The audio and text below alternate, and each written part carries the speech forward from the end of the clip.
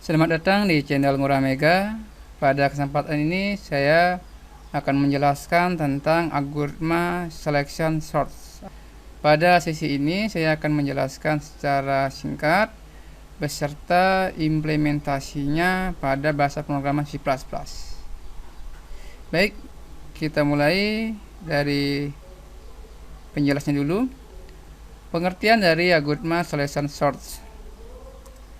Poin pertama, algoritma ini adalah digunakan untuk mengurutkan elemen dengan cara membandingkan dua elemen. Jadi di sini membandingkannya menggunakan operator relasi ya. Jadi teman-teman bisa menggunakan operator relasi yaitu tanda lebih besar atau lebih kecil.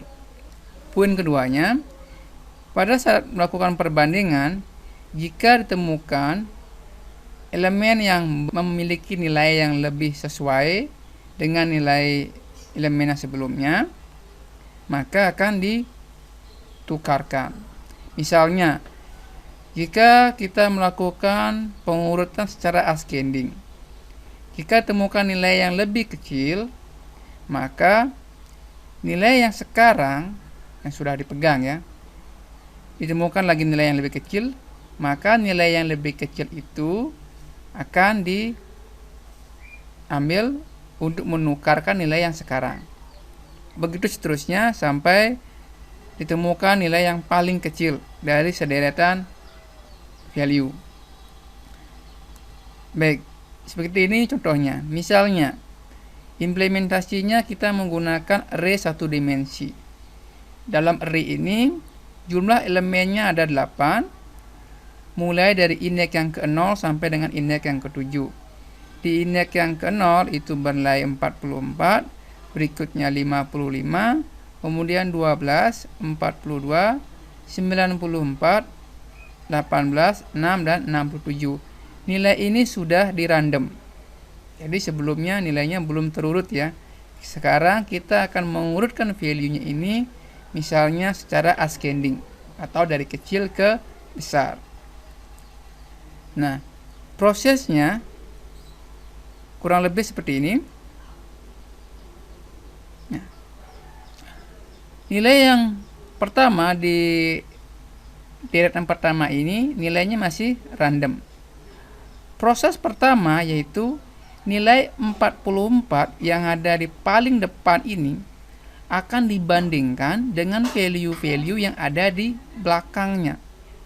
Jika ditemukan nilai yang paling kecil dari sederetan value ini, maka nilai yang paling kecil tersebut akan dipindahkan ke depan, menggantikan posisi paling depan, yaitu 44, dan 44 akan dipindahkan ke posisi nilai yang paling kecil tersebut. Nah, di sini nilai yang paling kecil adalah 6, maka nilai 6 ini dipindahkan ke posisi 44 dan 44 dipindahkan ke posisi 6. Nah, hasilnya adalah seperti deretan kedua ini. 6 ada di posisi pertama yang sebelumnya nilai 44 dan 44 dipindahkan ke posisi 6 yang sebelumnya yaitu di deretan ke indeks ke-6 ini ya. Nah, itu proses pertamanya. Sekarang proses kedua mencari nilai yang paling kecil setelah 6 gitu ya. Nah, di indeks yang berikutnya, di indeks yang ke-1 yaitu 55. 55 dibandingkan dengan value yang ada di belakangnya. Nah, di sini dicari itu yang paling kecil yang mana itu kan, diseleksi. Ditemukanlah angka 12. Angka 12 itu berada di indeks yang ke 2, yaitu angka 12 sekarang dipindahkan atau dipindahkan ke posisi yang kedua, dan nilai 55 dipindahkan ke posisi 12, maka hasilnya adalah di deretan ketiga. Nah, proses ini begitu seterusnya akan menyeleksi satu persatu value dari depan sampai ke belakang. Baik, kita langsung ke ilustrasinya biar lebih mudah dipahami. Nah, misalnya seperti ini ya. sama value-nya dengan yang tadi. Kita masih memiliki array yang sama dengan value yang sama. Nah, pertama kita akan menunjuk nilai yang paling depan, yaitu di indeks yang ke-0.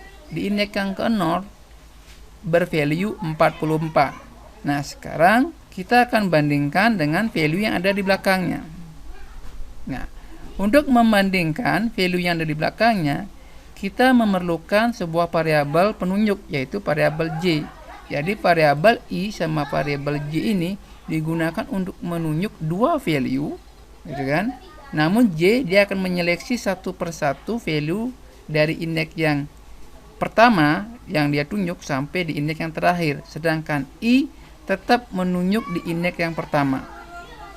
Karena ini ingin membandingkan nilai yang ada di indeks yang ke-0 ini, yaitu 44, itu akan dibandingkan dengan value yang ada di belakangnya dan akan mencari value yang paling kecil dari 44. Jika temukan nilai yang paling kecil, maka nilai yang paling kecil tersebut akan dipindahkan ke indeks yang ditunjuk oleh I, dan nilai yang ditunjuk oleh I yang sebelumnya, yaitu 44, akan dipindahkan ke posisi value yang paling kecil tersebut. Namun nilai yang ditunjuk oleh I ini pertama kali nggak boleh di replace. Jadi kita perlu sebuah bantuan, yaitu variabel post. Variabel post ini digunakan untuk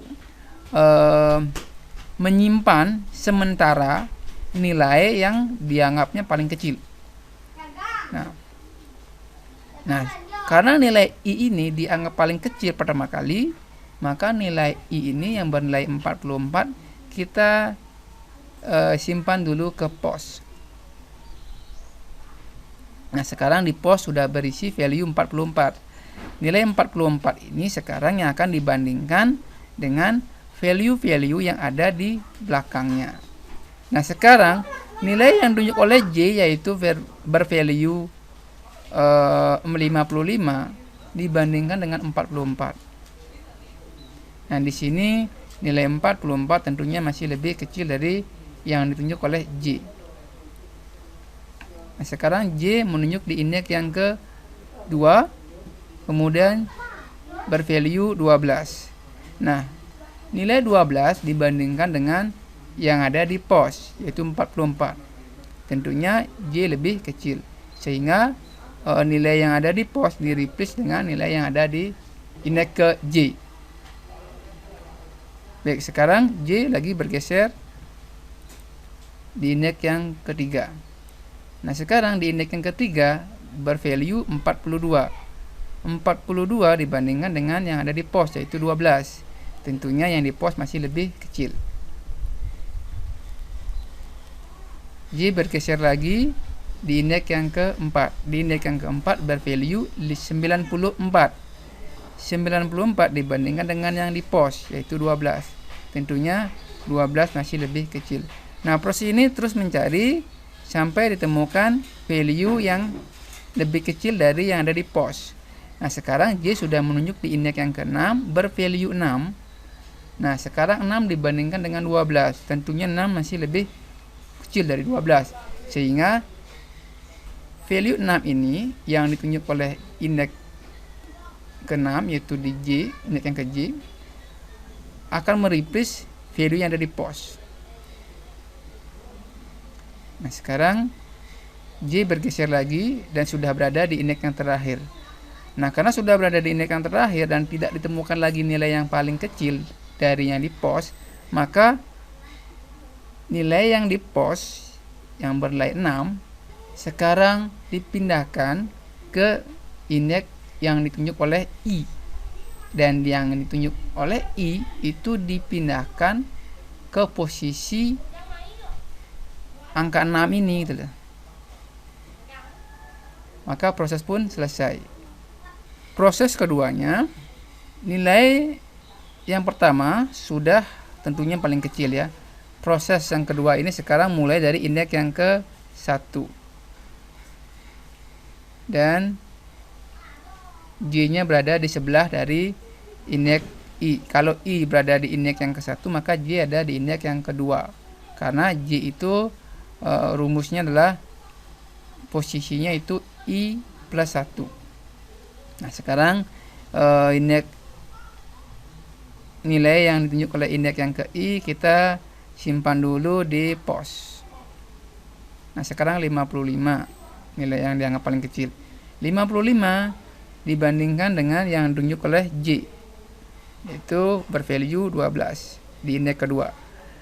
Nah, karena lebih kecil 12-nya, maka nilai 12 dipindahkan ke pos.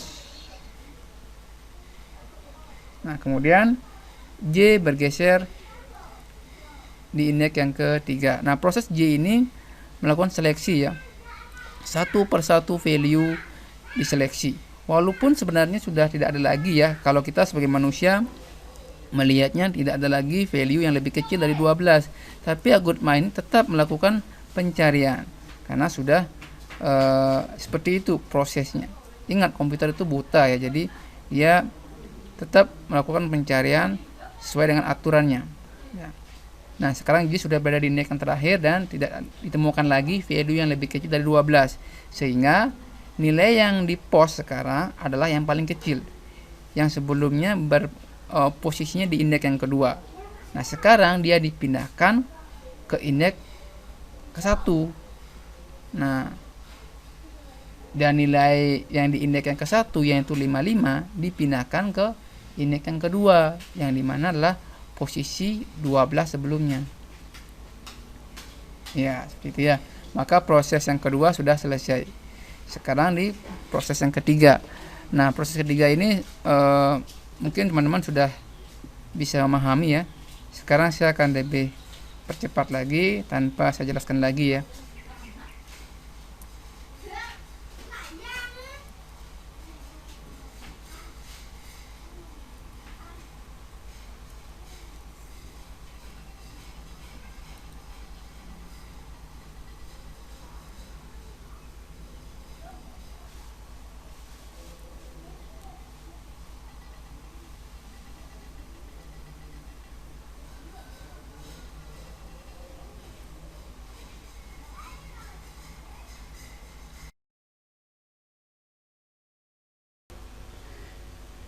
Ya, sekarang kita akan melakukan implementasi ke bahasa pemrograman C++. Di sini saya menggunakan editornya adalah Borland C++. Baik, pertama saya sudah membuat library-nya yaitu IOStream dan Conio. Ya, ini disesuaikan dengan editor yang teman-teman gunakan ya. Karena saya menggunakan Borland C++, saya menggunakan IOStream dan Conio. Nah, pertama saya membuat fungsi utama dulu. Saya menggunakan void main.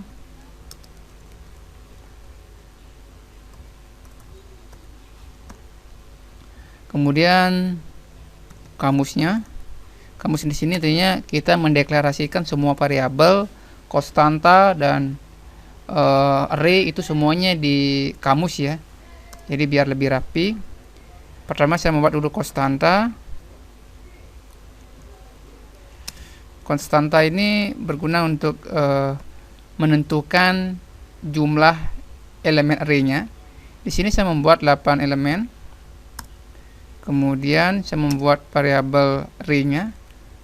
Array-nya saya beri nama data, kemudian jumlah elemennya konstanta maksimum EL. Dan value-nya adalah seperti ini. Sama dengan value yang sudah kita bahas di array yang tadi ya, yaitu 44, 55, 12, 42, 94, 18, 6 dan 67. Ini teman-teman bisa merubahnya ya, tidak harus sama dengan yang saya buat di sini. Kemudian kita buat variabel postnya untuk menyimpan nilai sementara, dan variabel TMP ini kita gunakan temporary ini atau TMP ini untuk variabel pada saat ada penukaran value. Nah, kita perlukan ini, kita buat dulu. Baik, inilah variabelnya. Sekarang kita akan membuat algoritmanya.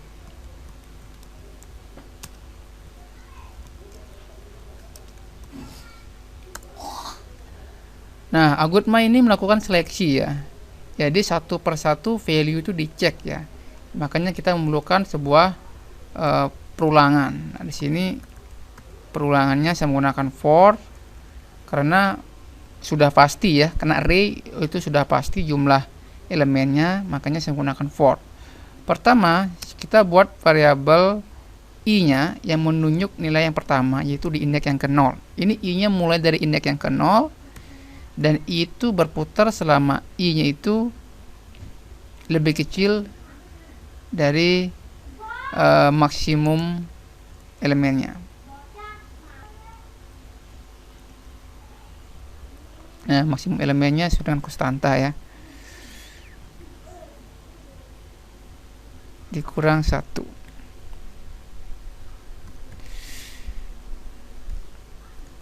Nah, ini kenapa dikurang 1? Maksimum elemen ini kan jumlahnya 8 ya. Nah, sedangkan array ini mulai dari indeks yang ke-0 sampai indeks yang ke-7. Nah, kalau i berada di indeks yang ke-0, maka j berada di indeks yang ke-1. Jika i berada di indeks yang ke-1, berarti j berada di indeks yang ke-2. Kalau i berada di indeks yang ke-6, maka j berada di indeks yang ke-7, dan nggak mungkin i berada di indeks yang ke-7 karena sudah habis di sini gitu kan. I berada di indeks yang ke-6, j berada di indeks yang ke-7. Nah, i menunjuk sampai dengan indeks yang ke-6. Karena maksimum elemennya 8, ini dikurang 1, 7, lebih kecil dari 7, 6. Ya, ini lebih kecil dari 7 ya, 6. Nah, sekarang nilai i-nya ini kita simpan dulu ke sebuah variabel post. Ini untuk menyimpan nilai i-nya. Nanti kalau ketemu nilai yang lebih kecil dari i, maka disimpan dulu di post. Ya, ini tidak langsung dirubah di value yang ditunjuk oleh i, namun disimpan dulu di post. Nah, perulangan yang kedua, di dalam perulangan i ini ada perulangan j. Perulangan j itu mulai pasti di sebelahnya i ya. Kalau i berada di indeks yang ke-0, j berada di indeks yang ke-1. Berarti rumusnya j sama dengan i plus 1. Karena selalu dia berada di lebih besar satu value daripada i. Nah, variabel j berputar sampai dengan j itu di indeks ke-7 ya. Karena maksimum elemen di sampai 8, lebih kecil dari 8 yaitu 7. Dan j plus plus. Baik. Nah, sekarang perulangan i sama perulangan j sudah dibuat. Pada saat melakukan perulangan ini ada pengecekan kondisi di mana jika data pada indeks yang ke post, ya di sini ya, pertama kan post menyimpan nilai i, di mana i di indeks yang ke-0 ya. Jika data di indeks yang ke-0 atau di indeks yang ke post itu nilainya lebih besar dari data yang ditunjuk oleh indeks yang ke j, yaitu di angka 1 kan.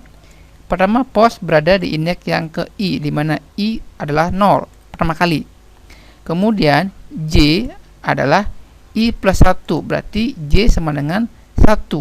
Jika di indeks yang ke-0 lebih besar dari indeks yang ke-1 gitu kan, maka ada penukaran. Karena kita maunya ascending kan, kita maunya ascending, maka ada penukaran. Maka penukarannya rubah post sama dengan j. Nah, jadi di sini ya, postnya di replace sekarang dengan nilai yang ditunjuk oleh j, sama seperti ilustrasi pada PowerPoint tadi ya. Nah, ini prosesnya berulang-ulang. J selalu mencari perulangan j ini selalu mencari atau menyeleksi dari indeks yang ke i plus 1 sampai dengan indeks yang terakhir. Setiap dia menemukan nilai yang lebih kecil dari pos, maka posnya di replace dengan J. Jika sudah menemukan nilai yang paling kecil, maka sekarang ada proses penukaran, yaitu menukarkan nilai yang ada di posisi pos dengan nilai yang ada di posisi I sekarang. Ya, jadi kita di sini memerlukan variabel tambahan yaitu TMP. TMP ini untuk menyimpan dulu sementara nilai yang ada di indeks yang ke I. Kalau nggak disimpan ini, kalau langsung di replace hilang ya. Kalau langsung nilai yang di indeks yang ke pos itu kita berikan ke data di indeks yang ke I, maka nilai yang di indeks yang ke I itu langsung di replace teman-teman. Jadi sebelum dia di replace, kita selamatkan dulu ke sebuah variabel temporary ini, TMP.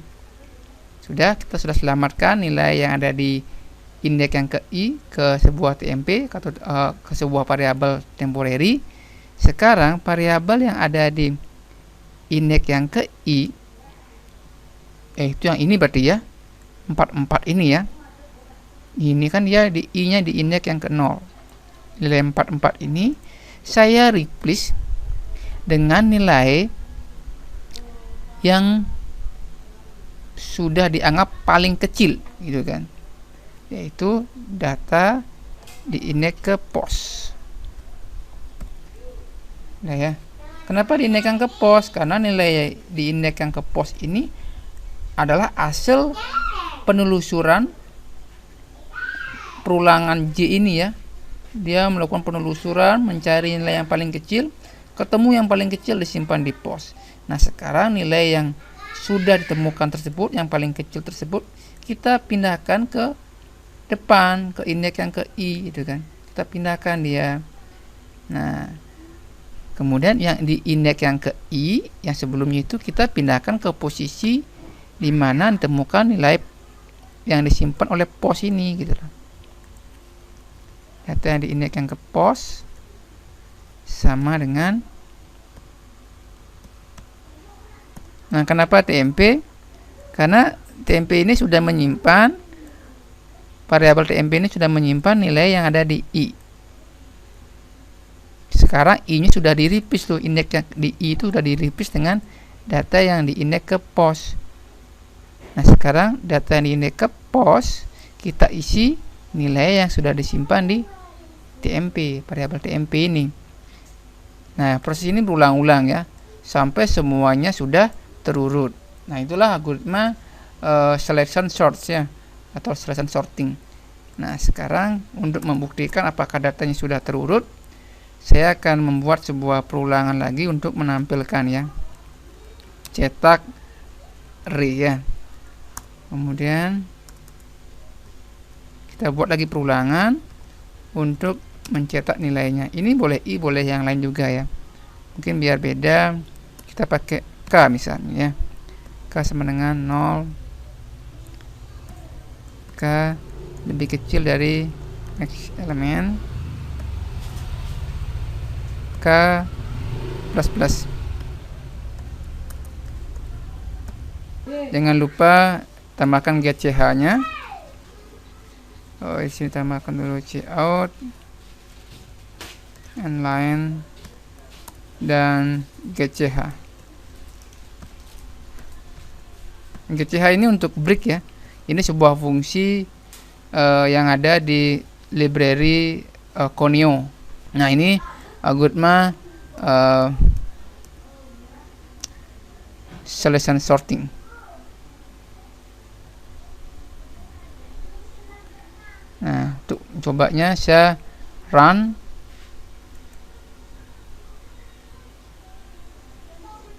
Oke. Programnya sudah jalan dan hasilnya sudah terurut secara ascending.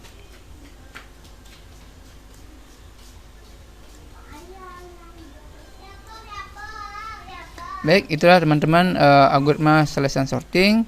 Jika ada pertanyaan atau program teman-teman pada saat melakukan implementasi ada yang error, Silakan tanyakan di kolom komentar.